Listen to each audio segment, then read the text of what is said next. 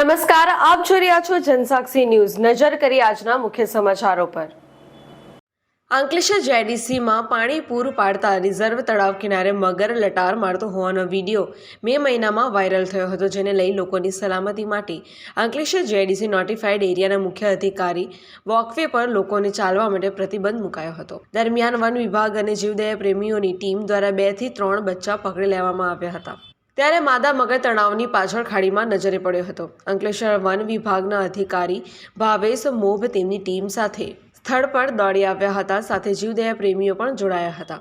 માદા મગરને સલામત રીતે પકડી લઈ તેના તબીબ પરીક્ષણ બાદ સુરક્ષિત સ્થળે મુક્ત કરવામાં આવી હતી।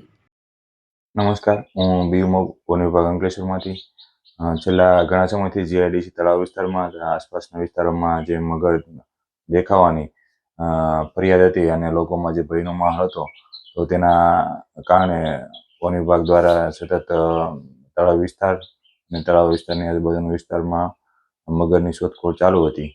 તો આજરોજ સાંજના સમયે જે જીઆઈડીસી તળાવ છે તેના પાછળના ભાગે જે ખાડી વિસ્તાર છે તે વિસ્તારમાં મગર હોવાની જાણ થતાં અમારી જીવદયા પ્રેમીની ટીમ સહિત વન વિભાગની ટીમ દ્વારા સંયુક્ત રીતે વન વિભાગ એને એક મેન્યુઅલી ટેપ કરી મગરને અને રેસ્ક્યુ કરવામાં આવેલ છે અને તે માદા જાતિનો મગર જણાઈ આવેલ છે અને તેની અંદાજિત ઉંમર 10 થી 12 વર્ષ જણાઈ આવેલ છે।